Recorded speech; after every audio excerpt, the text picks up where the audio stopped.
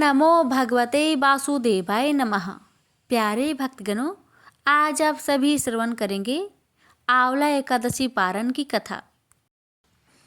ब्रह्मा जी के मानस पुत्र धर्म का विवाह दक्ष की कन्या मूर्ति से हुआ था।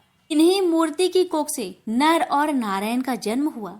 बड़े होने पर नर और नारायण बद्रिका आश्रम चले गए और ईश्वर की कठिन तपस्या करने लगे। उनकी कठिन तपस्या से इंद्र घबरा गए। वे सोचने लगे, अगर ये नर और नारायण इस तरह कठिन तप करते रहे तो एक दिन इंद्रासन पाने का अधिकारी हो जाएंगे। मुझे इनकी तपस्या भंग करनी चाहिए। यह सोचकर इंद्र ने कामदेव को आदेश दिया, कामदेव, तुम अप्सराओं को लेकर बद्रिका आश्रम जाकर नर नारायण की तपस्या भंग कर दो। इंद्र की आज्ञा पाकर कामदेव अप्सराओं को साथ लेकर बद्रिका आश्रम पहुंचा और नर नारायण की तपस्या भंग करने की कोशिश करने लगा। लेकिन नर और नारायण पर कामदेव की माया का कोई प्रभाव नहीं पड़ा। निराश होकर कामदेव अप्सराओं सहित वापस इंद्र के वहां पहुंचा और बोला, देवराज, मैं अपनी कोशिश में असफल रहा। वो दोनों ऋषि भगवान भजन में इतने तल्लीन हैं कि उन पर हमारी किसी कोशिश का भी रत्ती भर भी असर नहीं हुआ। इंद्र बोले, कोई बात नहीं, मैं किसी अन्य तरीके से उन्हें साधना से विचलित करने की कोशिश करूंगा। इंद्र ने अनेक कोशिशें की, किंतु अपनी हर कोशिश में नाकामयाब रहा। पर इस बीच एक ऐसा संयोग बन गया कि इंद्र को अपनी मनचाही मुराद पूरी होते दिखाई देने लगी। एक दिन महर्षि च्यवन नकुलेश्वर तीर्थ में नर्मदा में स्नान करने पधारे। अभी उन्होंने जल पर पैर रखा ही था कि तभी एक सांप ने उनका पैर थाम लिया। महर्षि ने पैर छुड़ाने की बहुत कोशिश की, लेकिन पैर छोड़ने के बजाय सांप ने अपनी जकड़ में और तेज कर दी। वे दर्द से कराह उठे। आह, मेरा पूरा जिस्म सुन्न हो गया। अरे छोड़ दुष्ट, नहीं छोड़ता, जा, मैं तुझे श्राप देता हूँ कि इसी क्षण से तू विषहीन हो जाएगा। ऋषि के श्राप से सांप विषहीन हो गया। ऋषि भी बेहोश हो गए, लेकिन उसने ऋषि को नहीं छोड़ा। वह च्यवन को पाताल लोक ले गया। पाताल में पहुंचकर जब ऋषि को होश आया, उन्होंने चौंक कर चारों तरफ देखा। कुछ देर का ही समय बीता था कि कई दैत्य ऋषि के सम्मुख पहुंचे और उन्हें सादर प्रणाम कर दैत्यराज प्रहलाद के पास ले गए। दैत्यराज ने च्यवन ने ऋषि की बहुत आवभगत की और ऊंचे सिंहासन पर बैठाकर उनका आशीर्वाद लेते हुए कहा, मुनिवर, मेरा अहोभाग्य कि आपने दैत्य की इस नगरी में पधारकर हमें कृतार्थ किया। मेरे योग्य कोई सेवा हो तो बताइए। महर्षि च्यवन बोले, मैं यहाँ अपनी इच्छा से नहीं आया दैत्यराज, मुझे यहाँ पर एक भयंकर सांप ने खींच लाया है। प्रहलाद बोला, किसी भी बहाने से सही आप पाताल लोक पधारे तो सही, यही हमारे लिए बहुत गर्व की बात है। अब मैं आपको जल्दी वापस पृथ्वी पर न जाने दूंगा। प्रहलाद ने महर्षि की इतना सेवा शुश्रूषा की कि च्यवन ने खुश हो गए। एक दिन जब प्रहलाद च्यवन ऋषि की पैर दबा रहा था तो मुदित स्वर में ऋषि ने कहा, दैत्यराज, मैं तुम्हारी सेवा से बहुत प्रसन्न हूँ। तुम जो भी प्रश्न पूछना चाहते हो पूछ सकते हो। प्रहलाद बोला, महर्षि, बहुत दिनों से मैं तीर्थाटन के लिए जाने की सोच रहा हूँ, किंतु निर्णय नहीं ले पा रहा हूँ कि किस तीर्थ के दर्शन करने जाऊं। महर्षि बोले, पृथ्वी पर नैमिषारण्य, आकाश पर पुष्कर और पाताल में चक्र तीर्थ है। तुम इनमें से जहां भी चाहो जा सकते हो। प्रहलाद बोला, चक्र तीर्थ तो मैं हो आया हूँ, पुष्कर फिर कभी जाऊंगा। सबसे पहले मैं पृथ्वी पर नैमिषारण्य जाना चाहता हूँ। महर्षि बोले, यदि ऐसी ही तुम्हारी इच्छा है तो बेशक पहले वो ही हो आओ, मेरा आशीर्वाद तुम्हारे साथ है। प्रहलाद अपने दैत्य साथियों के साथ नैमिषारण्य पहुंचा। एक जगह पहुंचकर एक पेड़ की ओर इशारा करके सेनापति ने कहा, महाराज, जरा उस पेड़ को तो देखिए। उसकी हर शाखा और तने पर तीर ही तीर घुसे हुए हैं। पेड़ के पास पहुंचकर प्रहलाद ने कहा किसी पक्के धनुषधारी ने इस पर अभ्यास किया लगता है। हर तीर के नीचे एक बिंधा हुआ नाग। यह तो सरासर हमारी बेइज्जती है। नाग हमारे मित्र है, इसलिए जिसने भी इस नागों को इतनी बेदर्दी से मारा है वह हमारा दुश्मन है। तभी पेड़ की झुरमुट से उन्हें दो तपस्वी निकलते दिखाई दिए, जिनके कंधों पर धनुष बाण थे और जिन्होंने गले में सूत की मालाएं पहनी हुई थी। उनके पास जाकर प्रहलाद ने पूछा, तुम दोनों कौन हैं और इस घनघोर जंगल में क्या कर रहे हो? उन व्यक्तिकों ने उत्तर दिया, मैं नर हूँ और ये नारायण हैं। हम इस जंगल में तपस्या करते हैं और शस्त्र अभ्यास भी। प्रहलाद बोला, उस पेड़ पर जो बाने से बिधे हुई नाग है, क्या उन पर भी तुम दोनों ने ही अभ्यास किया है? नारायण बोले, हाँ, परंतु तुम कौन हो और यह प्रश्न किस लिए कर रहे हो? प्रहलाद ने उत्तर दिया, मैं दैत्यराज प्रहलाद हूँ। नागों की हत्या करके तुम दोनों में बड़ा ही अपराध किया है। तुम दोनों को इसका दंड भुगतना पड़ेगा। प्रहलाद की बात सुनकर दोनों तपस्वियों के चेहरे तन गए। वे बोले, कौन देगा हमें दंड? हमें दंड देने वाला भी विश्व में पैदा नहीं हुआ है। अपना रास्ता नापो दैत्याधापति। नर नारायण की बातें सुनकर दैत्यराज प्रहलाद गुस्से से बोला, तुम दोनों तपस्वियों की इतनी मजाल कि दैत्यराज के सम्मान को ठेस पहुंचाओ। ठहरो, मैं तुम्हें अभी दंड देता हूँ। जा कहकर दैत्यराज प्रहलाद ने अपने धनुष पर तीर चढ़ाकर नर की ओर चला दिया, लेकिन नारायण ने उसके तीर को इतनी तेजी के साथ रास्ते में ही काट फेंका कि प्रहलाद भौंकचक्का रह गया। फिर तो दैत्यराज प्रहलाद और नर नारायण के बीच घनघोर युद्ध छिड़ गया। दैत्य सेनापति के संकेत पर एक बड़ी सेना ने नर नारायण को चारों ओर से घेर लिया। नर नारायण अपने तीरों से दैत्यों पर इतनी विकट बाण वर्षा की, दैत्य घबरा गए। दोनों ओर से अग्नि बाण छूटने लगे, पहाड़ टूट टूट कर गिरने लगे, नदियों का जल उछलने लगा, धरती रह रहकर कांप उठी। तभी नर नारायण का एक बाण प्रहलाद को जा लगा और प्रहलाद संज्ञा शून्य हो गया। सेनापति उसे उठाकर युद्ध भूमि से बाहर ले गया और नर नारायण भी अपनी दिनचर्या में लग गए। होश आने पर प्रहलाद को अपनी स्थिति का पता लगा तो उसे बहुत दुख हुआ। उसने सोचा, इतना बड़ा धनुर्धारी होते हुए भी मैं उन दो तपस्वियों से कैसे मात खा गया। भगवान विष्णु के पास चलूं और उन्हीं से इस रहस्य का पता चलेगा। यह सोचकर प्रहलाद भगवान विष्णु के पास पहुंचा और बोला, देव, आपका परम भक्त और अस्त्र शस्त्र चालन में प्रवीण होते हुए भी उन दो तपस्वियों ने मुझे कैसे हरा दिया? मैं इस रहस्य को जानना चाहता हूँ। विष्णु बोले, प्रहलाद, तुम तो सिर्फ मेरे भक्त ही हो, किंतु वे दोनों तो मेरे ही स्वरूप है। फिर तुम उन दोनों से कैसे जीत सकते थे? प्रहलाद ने विनय पूर्वक कहा, मुझे क्षमा कर दे प्रभु, मुझे इस बात का पता नहीं था कि वे दोनों आप ही के स्वरूप है।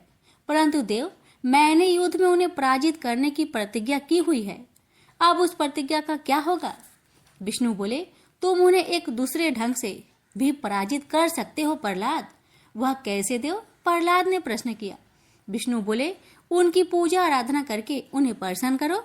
अगर वे प्रसन्न हो गए तो समझ लो तुम्हारी विजय हो गई। भगवान विष्णु की बात सुनकर प्रहलाद पुनः नैमिषारण्य में पहुंचा और पूरी भक्ति भाव से नर नारायण की आराधना करने लगा।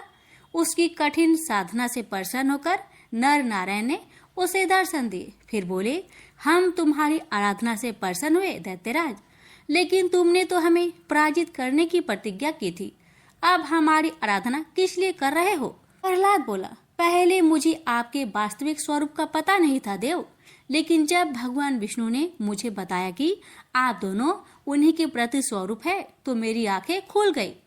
मुझे क्षमा कर दीजिए। नर नारायण बोले, हमने तुम्हें क्षमा कर दिया और अब पराजित पुरुष के रूप में हम तुम्हें आशीर्वाद देते हैं कि तुम अक्षय, अविनाशी और अजर अमर रहोगे। इस पृथ्वी पर जब तक एक भी विष्णु भक्त मौजूद रहेगा, उसके भक्त के रूप में तुम्हें हमेशा याद करता रहेगा। प्रहलाद को आशीर्वाद देकर नर नारायण अदृश्य हो गए और प्रहलाद वापस पाताल पहुंचा और दूसरे ही दिन हिरण्याक्ष के पुत्र अंधक को दैत्य का राजपाट सौंपकर वन गमन कर गया। अपना शेष जीवन अपने हरि भजन में व्यतीत किया और हरि कृपा से अंत में बैकुंठ धाम को गया। नर नारायण की वास्तविक स्वरूप का ज्ञान होते ही इंद्र को अपनी भूल का आभास हो गया और उन्होंने फिर नर नारायण की तपस्या में कोई विघ्न डालने की कुचेष्टा नहीं की। प्रेम से बोलिए विष्णु भगवान की जय।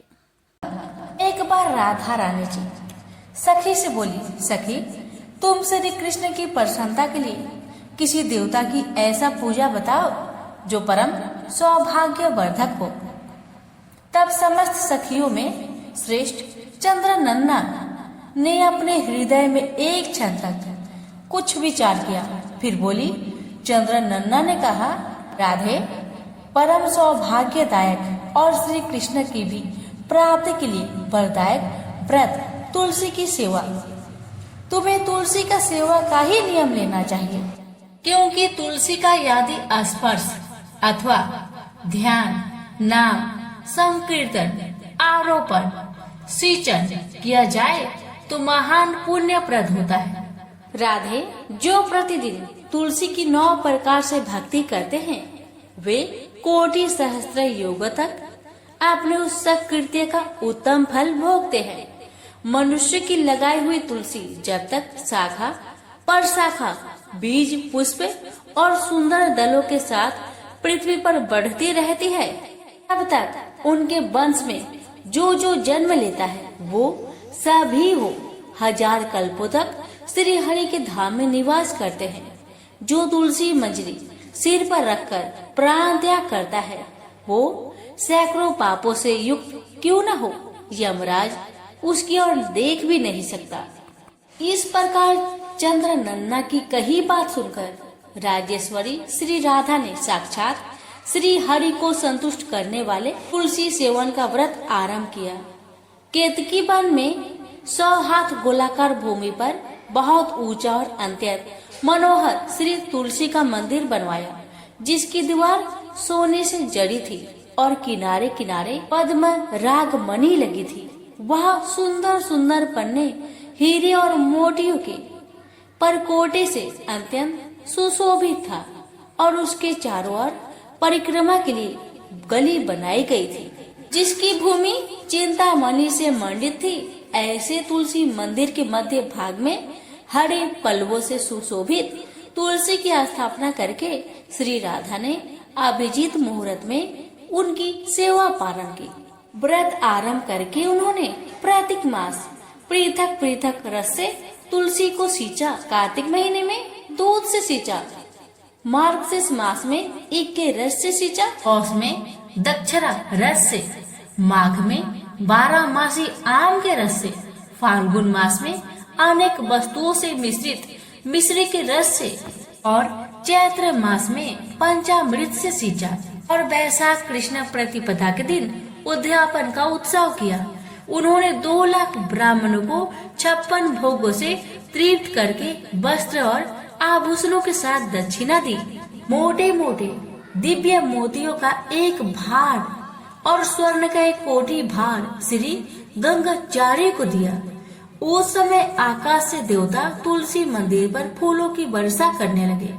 उसी समय स्वर्ण सिंहासन पर विराजमान हरिप्रिया तुलसी देवी प्रकट हुई। उनके 4 भुजाएं थी, कमल दल के समान विशाल नेत्र थे, 16 वर्ष की सी अवस्था और श्याम कांति थी। मस्तक पर हेममय किरीट प्रकाशित था और कानों में कंचनमय कुंडल झलमला रहे थे। गरुड़ से उतरकर तुलसी देवी ने रमवल्ली जैसे श्री राधा जी को अपनी भुजाओं से अंक में भर लिया और उनके मुख चंद्र का चुम्बन किया। तुलसी बोली, कलावती राधे, मैं तुम्हारी भक्ति से प्रसन्न हूँ। यहाँ इंद्रिय, मन, बुद्धि और चित्त द्वारा जो जो मनोरथ तुमने किया है वह सब तुम्हारे सम्मुख सफल हो। इस प्रकार हरिप्रिया तुलसी को प्रणाम करके वृषभानु नंदिनी राधा ने उनसे कहा, देवी गोविंद के युगल चरणों में मेरी अहेतु की भक्ति बनी रहे। तब तथास्तु कहकर हरिप्रिया अंतर्ध्यान हो गई। इस प्रकार पृथ्वी पर जो मनुष्य श्री राधा जी के इस विचित्र उपाख्यान को सुनता है वह भगवान को पाकर कृत्य कृत्य हो जाता है। प्रेम से बोलिए तुलसी माता की जय। एक ब्राह्मण था, वह प्रतिदिन मंदिर जाता था। वह प्रतिदिन तुलसी माता का पूजा करता था। वह तुलसी माता से प्रतिदिन प्रार्थना करता था कि हे तुलसी महारानी, मेरे को आनंद करना। तुलसी माता ने सोचा कि यह ब्राह्मण तो बहुत सीधा है और गरीब है और प्रतिदिन मेरी पूजा पाठ करता है, मैं इसके लिए कुछ न कुछ करना चाहती हूँ। तुलसी महारानी ने क्या किया, एक कन्या का रूप बनाकर बैठ गई और उस ब्राह्मण को बोली कि ब्राह्मण, मैं तेरा घर आना चाहती हूँ। ब्राह्मण ने सोचा कि मेरी 6 लड़कियां तो पहले से ही है और 7 लड़कियों का मैं कैसे पालन पोषण करूँगा, लड़कियों की शादी कैसे कराऊंगा, मेरे पास तो कुछ ऐसा भी नहीं है। यह विचार करके वह बहुत परेशान रहने लगा। उसको अब तो खाना पीना भी नहीं भा रहा था। उसकी पत्नी ने एक दिन कहा, क्या बात है, आजकल आप बहुत दुखी रहते हैं, क्या कोई परेशानी है, मुझे बताइए। तो इस पर ब्राह्मण बोला कि मैं रोज मंदिर जाता हूँ, वहाँ पर एक छोटी सी सुंदर कन्या बैठी रहती है और वह मुझसे कहती है कि ब्राह्मण, मैं आपके घर आऊंगी। यही सोचकर मैं काफी परेशान रहने लगा हूँ। मेरी तो पहले से ही 6 लड़कियां हैं, अगर उसे लेकर चलाऊंगा तो 7 लड़की हो जाएगी, फिर मैं सबका पालन पोषण कैसे करूंगा। ब्राह्मणी बोली, अरे इसमें परेशान होने की क्या बात है, आ रही है तो आने दो। ब्राह्मण बोला कि पहले से ही अपने 6 लड़कियां तो है ही, उनकी भी तो अपनी शादी भी करवानी है। तो इस पर ब्राह्मणी बोली कि अरे ये तो कोई बात नहीं है, अपनी 6 लड़कियां की शादी करवाएंगे, वैसे ही 7वीं की भी करवा देंगे, अपन 7 लड़कियों की शादी साथ में करवा देंगे। अगले दिन जब वह ब्राह्मण मंदिर गया तो उस छोटी कन्या ने पूछा, ब्राह्मण, मैं आपके घर आऊं? तो ब्राह्मण बोला, हाँ चल बेटा चल। उनको वह अपने घर लेकर आ गया। इसी माता के कन्या के रूप में ब्राह्मण के घर में आने पर घर आनंद ही आनंद हो गया। घर में लक्ष्मी की बारिश हो गई। जब ब्राह्मण 7 कन्याओं की शादी के लिए वर ढूंढने जाने लगे तो उस छोटी सी कन्या ने कहा कि मेरे तो शालिग्राम जी के मंदिर में जाकर शालिग्राम जी को बोलना कि वह बारात लेकर आए। मेरी 6 बहनों के लिए आप अपने इच्छा अनुसार वर ढूंढ लेना। तुलसी महारानी के मेहरबानी से, उनकी कृपा से उसके तो सब जेवर, कपड़ा, खाना सब तैयार हो गए और अच्छी धूमधाम से उनकी शादी भी हो गई। और उस ब्राह्मण के तुलसी माता टुटमान हुई। तुलसी माता, जैसे आप ब्राह्मण पर अपनी कृपा बरसाए, वैसे हम पर भी कृपा बरसाना, और जैसे आनंद ब्राह्मण के करा वैसे हम सब की करना। प्रेम से बोलिए तुलसी महारानी की जय। तुलसी से जुड़ी एक कथा बहुत प्रचलित है। श्रीमद देवी भागवत पुराण में इनके अवतरण की दिव्य लीला कथा भी बनाई गई है। एक बार शिव ने अपने तेज को समुद्र में फेंक दिया था। उससे एक महातेजस्वी बालक ने जन्म लिया। यह बालक आगे चलकर जलंधर के नाम से पराक्रमी दैत्य राजा बना। इसकी राजधानी का नाम जलंधर नगरी था। दैत्यराज कालनेमी की कन्या वृंदा का विवाह जलंधर से हुआ। जलंधर महाराक्षस था। अपनी सत्ता के मद में चूर उसने माता लक्ष्मी की पाने की कामना से युद्ध किया, परंतु समुद्र से ही उत्पन्न होने के कारण माता लक्ष्मी ने उसे अपने भाई के रूप में स्वीकार किया। वहां से पराजित होकर वह देवी पार्वती को पाने की लालसा से कैलाश पर्वत पर गया। भगवान देवाधिदेव शिव का ही रूप धरकर माता पार्वती के समीप गया, परंतु माँ ने अपने योग बल से उसे तुरंत पहचान लिया तथा वहां से अंतर ध्यान हो गई। देवी पार्वती ने क्रोध होकर सारा वृत्तांत भगवान विष्णु को सुनाया। जलंधर की पत्नी वृंदा अत्यंत पतिव्रता स्त्री थी। उसी के पतिव्रत धर्म की शक्ति से जलांधर न तो मारा जाता था और न ही पराजित होता था। इसलिए जालंधर का नाश करने के लिए वृंदा के पतिव्रत धर्म को भंग करना बहुत जरूरी था। इसी कारण भगवान विष्णु ऋषि का वेश धारण करके वन में जा पहुँचे, जहाँ वृंदा अकेली भ्रमण कर रही थी। भगवान के साथ दो मायावी राक्षस भी थे, जिन्हें देखकर वृंदा भयभीत हो गई। ऋषि ने वृंदा के सामने पल में दोनों को भस्म कर दिया। उनकी शक्ति देखकर वृंदा ने कैलाश पर्वत पर महादेव के साथ युद्ध कर रहे अपने पति जलंधर के बारे में पूछा। ऋषि ने अपने माया जाल से दो बानर प्रकट किए। एक बानर के हाथ में जलंधर का सिर था तथा दूसरे के हाथ में धड़। अपने पति की यह दशा देखकर वृंदा मूर्छित होकर गिर पड़ी। होश में आने पर उन्होंने ऋषि रूपी भगवान से विनती की कि वह उसके पति को जीवित करे। भगवान ने अपनी माया से पुनः जालंधर का सिर धड़ से जोड़ दिया, परंतु स्वयं भी वह उसी शरीर में प्रवेश कर गए। वृंदा को इस छल का जरा भी आभास न हुआ। जालंधर बने भगवान के साथ वृंदा पतिव्रता का व्यवहार करने लगी, जिससे उसका अस्तित्व भंग हो गया। ऐसा होते ही वृंदा का पति जालंधर युद्ध में हार गया। इसी सारे लीला का जब वृंदा को पता चला तो उसने क्रोध होकर भगवान विष्णु को शीला होने का श्राप दे दिया तथा स्वयं सती हो गई। जहाँ वृंदा भस्म हुई वहाँ तुलसी का पौधा उगा। भगवान विष्णु ने वृंदा से कहा, हे वृंदा, तुम अपने अस्तित्व के कारण मुझे लक्ष्मी से भी अधिक प्रिय हो गई हो। अब तुम तुलसी के रूप में सदा मेरे साथ रहोगी। जो मनुष्य भी मेरे शालिग्राम रूप के साथ तुलसी का विवाह करेगा उसे इस लोक और परलोक में विपुल यश प्राप्त होगा। जिस घर में तुलसी होती है वहाँ यम के दूत भी असमय नहीं जा सकते।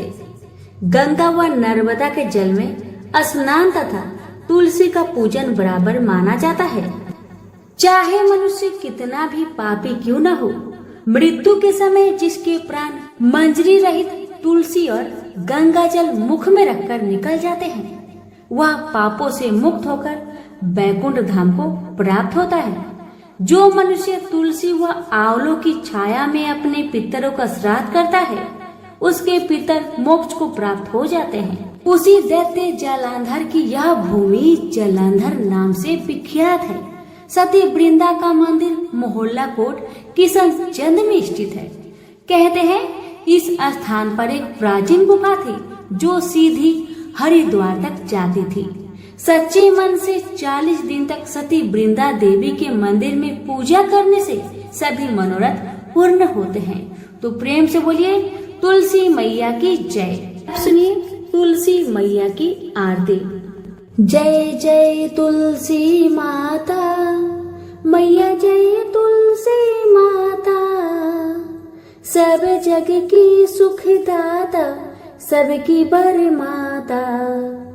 जय तुलसी माता, सब योगों से ऊपर, सब रोगों से ऊपर, रज से रच करके सबकी भव त्राता। जय तुलसी माता, बटु पुत्री है श्यामा, सुरवल्ली है ग्रामैया, बे सुनो प्रिया जो नर तुमको सेवे, सो नर तर जाता।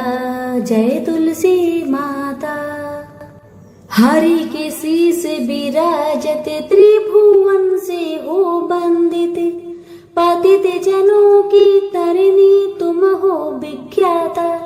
जय तुलसी माता, लेकर जन्म विजन में आए दिव्य भवन में, मानव लोक तुम्ही से सुख संपत्ति पाता। जय तुलसी माता, हरि को तुम अति प्यारी, श्याम बरन सुकुमारी, प्रेम जब है उन्हें का तुमसे कैसा नाता। हमारी विपद हरो तुम, कृपा करो माता। जय तुलसी माता, जय तुलसी माता। जय तुलसी माता मैया, जय तुलसी माता, सब जग की सुखदाता, सबकी बरमाता। जय तुलसी माता मैया, जय तुलसी माता।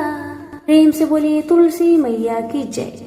प्राचीन समय की बात है। दक्षिण भारत की तुंगभद्रा नदी के तट पर एक नगर में आत्मदेव नामक एक व्यक्ति रहता था, जो सभी वेदों में पारंगत था।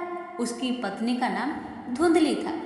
धुंधली बहुत ही सुंदर लेकिन स्वभाव से झगड़ालू थी। घर में सब प्रकार का सुख था, लेकिन वह व्यक्ति अपनी पत्नी से तो दुखी था ही, साथ ही उसके कोई संतान का सुख भी नहीं था। वह चिंता में रहता था कि यदि उम्र ढल गई तो फिर संतान का सुख देखने को नहीं मिलेगा।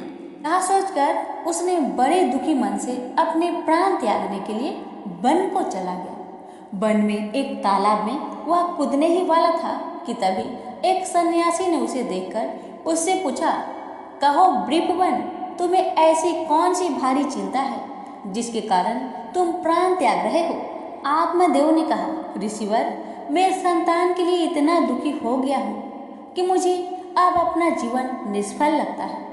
संतानहीन जीवन को धिक्कार है, और मैंने जिस गाय को पाल रखा है वो भी बाज है। यह तो ठीक है, मैं जो पेड़ लगाता हूँ उस पर भी फल फूल नहीं लगते। मैं घर में जो फल लाता हूँ वह भी बहुत जल्दी सड़ जाता है। इन सब बातों से मैं बहुत दुखी हो चुका हूँ। ऐसा कहकर वह व्यक्ति जोर जोर से रोने लगा। वह संत उसकी बात सुनकर उसके ललाट की रेखाएं को देखता है। रेखाओं को देखकर वह कहता है, वृपवन, कर्म की गति बड़ी प्रबल है, वासना को छोड़ दो। सुनो, मैंने तुम्हारे भाग्य देख लिया है। इस जन्म में तो क्या अगले 7 जन्मों तक तुम्हारे कोई संतान भी किसी प्रकार से नहीं हो सकता। तब ब्राह्मण कहता है, फिर मुझे प्राण त्यागने दीजिए, या आप किसी भी यत्न से मुझे पुत्र प्राप्त का मार्ग बताएं। जब वह संत देखता है कि यह व्यक्ति किसी भी प्रकार से समझाने पर भी प्राण त्यागने को आमदा है, तो वह अपनी झोली में से एक फल निकालकर कहता है कि अच्छा ठीक है, तुम यह फल लो और इसे अपनी पत्नी को खिला देना, उससे उसके एक पुत्र होगा। आत्मदेव वह फल लाकर अपनी पत्नी को दे देता है, लेकिन उसकी पत्नी वह मन ही मन में सोचती है कि यदि मैंने ये फल खा लिया और मेरा गर्भ रह गया तो मुझसे खाया नहीं जाएगा और मैं मर भी सकती हूँ। यह सोचकर वह तय करती है कि मैं ये फल नहीं खाऊंगी। इसलिए वह आत्मदेव से कई तरह के तर्क और कुतर्क करती है। आत्मदेव के कहने पर वह फल तो रख लेती है, लेकिन खाती नहीं है। एक दिन उसकी बहन उसके घर आती है, जिसे वह सारा किस्सा सुनाती है। बहन उससे कहती है कि मेरे पेट में बच्चा है, प्रसव होने पर वह बालक मैं तुम्हें दे दूंगी, तब तक तुम गर्भवती के समान घर में रहो। मैं कह दूंगी मेरा बच्चा मर गया और तू ये फल गाय को खिला देना। आत्मदेव की पत्नी ने अपनी बहन की बात मान ली और वैसा ही किया। उस फल को गाय को खिला दिया। समय व्यतीत होने पर उसकी बहन का बच्चा लाकर धुंधली को दे दिया गया। पुत्र हुआ है, यह सुनकर आत्मदेव को बड़ा आनंद हुआ। धुंधली ने अपने बच्चे का नाम धुंधकारी रखा। इसके 3 माह व्यतीत होने के बाद एक दिन आत्मदेव सुबह गाय को चारा डालने गया। उसने देखा कि गाय के पास एक बच्चा है जो कि मनुष्य आकार में है, लेकिन बस उसके कान ही गाय के समान थे। उसे देखकर वह आश्चर्य में पड़ जाता है, हालांकि उसे बड़ा आनंद भी होता है। वह उस बच्चे को उठाकर घर में ले जाता है। उसका नाम वह गोकर्ण रखता है। अब उसके 2 बालक हो जाते हैं, एक धुंधकारी और दूसरा गोकर्ण। गोकर्ण बड़ा होकर विद्वान, पंडित और ज्ञानी निकला, जबकि धुंधकारी दुर्नसेरी और क्रोधी, चोर, व्यभिचारी, अस्त्र शस्त्र धारण करने वाला, माता पिता को सताने वाला निकला। वह माता पिता की सारी संपत्ति नष्ट कर देता था। एक दिन वह पिता को मार मार कर घर से बाहर निकाल दिया। पिता रोने लगा और कहता है कि मेरी पत्नी का बाझ रहना ही अच्छा था। तभी वहाँ गोकर्ण आ जाता है।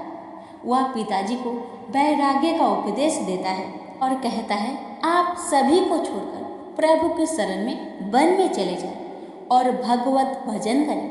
भगवत भजन ही सबसे बड़ा धर्म है। गौ से उत्पन्न पुत्र गोकर्ण की बात मानकर आत्मदेव वन में चले जाते हैं। बाद में उसकी पत्नी धुंधली को धुंधकारी सताने लगता है तो वह कुएं में कूदकर आत्महत्या कर लेती है। अब धुंधकारी 5 वेश्याओं के साथ रहने लगा। वेश्याएं उसे अपने तरीके से संचालित करती थी। धुंधकारी उन वेश्याओं के लिए ही धन जुटाने में लगता है। वह उनके लिए डाका डालता और चोरी करता है। बाद में वे वेश्याएं सोचने लगती है कि यदि एक दिन यह पकड़ा गया तो राजा इसके साथ हमें भी दंड देगा। यह सोचकर वह वेश्याएं सोते हुए धुंधकारी को रस्सियों से उसका गला दबाने का प्रयास करती है। जब वह गला दबाने में भी नहीं मरता है तो वे सभी मिलकर उसे दहकते अंगारों में डाल देती है। वह तड़प तड़प कर मर जाता है। बाद में उसे गड्ढा खोदकर गाड़ दिया जाता है। मरने के बाद धुंधकारी भयंकर दुख देने, झेलने और अपने कुकर्मों के कारण एक प्रेत बन जाता है। प्रेत बनने के बाद भूख और प्यास से वह व्याकुल हो जाता है। रह रहकर चिल्लाता भी रहता है क्योंकि उसे अंगारों से जलाया गया था। इसलिए उसकी अनुभूति उसे अभी भी सताती रहती है। उसे लगता है कि अभी भी मेरा शरीर जल रहा है। एक दिन उसका भाई गोकर्ण उसके गांव में कथा करते हुए आते हैं। गोकर्ण सबसे नजर बचाते हुए अपने पुस्तकनी मकान में सोने को चले जाते हैं। अपने ही घर में अपने भाई को सोया हुआ देखकर धुंधकारी खुश हो जाता है और आवाज लगाता है। गोकर्ण यह आवाज सुनकर पूछता है कि तुम कौन हो? धुंधकारी कहता है, मैं तुम्हारा भाई हूँ। मेरे कुकर्म की गिनती नहीं की जा सकती। इसी से मैं प्रेत योनि में पड़ा हूँ। ये दुर्दशा भोग रहा हूँ। भाई, तुम दया करके मुझे इस योनि से छुड़ाओ। गोकर्ण कहता है कि मुझे बड़ा आश्चर्य हो रहा है। मैंने तुम्हारे लिए विधि पूर्वक गया जी में श्राद्ध किया, फिर भी तुम प्रेत योनि से मुक्त कैसे नहीं हुए? मैं कुछ और उपाय करता हूँ। कई उपाय करने के बाद भी जब कुछ नहीं होता है तो अंत में वह सूर्यदेव से पूछते हैं तो सूर्यदेव कहते हैं केवल श्रीमद् भागवत कथा सुनने से ही मुक्ति हो सकती है, इसलिए तुम सप्ताह पारायण करो। तब गोकर्ण ने व्यास गद्दी पर बैठकर कथा कहने लगे। देश गांव से बहुत लोग कथा सुनने आने लगे। इतनी भीड़ हो गई कि सब आश्चर्य करने लगे। तब वह प्रेत भी वहां आ पहुंचा। वह इधर उधर स्थान ढूंढने लगा। इतने में उसकी दृष्टि एक सीधे रखे हुए 7 गांठ वाली बांस पर पड़ी। वह वायु रूप से उसमें जाकर बैठ गया। तो शाम को कथा को विश्राम दिया गया तो एक बड़ी विचित्र बात हुई। सबके देखते देखते उस बांस की एक गांठ तर तर तर तर करती फट गई। इसी प्रकार 7 दिनों में 7 गांठें फट गई और 12 स्कंद सुनने से पवित्र होकर धुंधकारी एक दिव्य रूप धारण करके सामने खड़ा हो गया। उसने भाई को प्रणाम किया। तभी वैकुंठवासी पार्षदों के सहित एक विमान उतरा। सबके देखते ही देखते धुंधकारी विमान पर चढ़ गया। उन पार्षदों को देखकर उसने गोकर्ण से कहा, भगवान के प्रिय पार्षदों, यहाँ हमारे अनेक शुद्ध हृदय श्रोतागण हैं। उन सब के लिए एक साथ बहुत से विमान क्यों नहीं लाए? यहाँ सभी ने समान रूप से कथा सुनी है, फिर फल में इस प्रकार का भेद क्यों है? भगवान के पार्षदों ने कहा, इस फल भेद का कारण इसमें श्रवण का भेद है। श्रवण सबने समान रूप से ही किया, किंतु इसके जैसा मनन नहीं किया। इस प्रेत ने 7 दिन तक सुने हुए विषय का स्थिरचित्त से खूब मनन भी करता रहा। यह कहकर वे सब पार्षद वैकुंठ को चले गए। श्रावण माह में गोकर्ण ने फिर से उसी प्रकार सप्ताह क्रम से कथा कही। वहां भक्तों से भरे हुए विमानों के साथ भगवान प्रकट हो गए। उस गांव में कुत्ते और चंडाल प्रश्न जितने भी जीव थे सभी दिव्य देह धारण करके विमान पर चढ़ गए। भगवान उन सभी को योनि दुर्लभ गोलोक धाम में ले गए। प्रेम से बोलिए लक्ष्मी नारायण की जय, श्री कृष्ण भगवान की जय, राधा रानी की जय।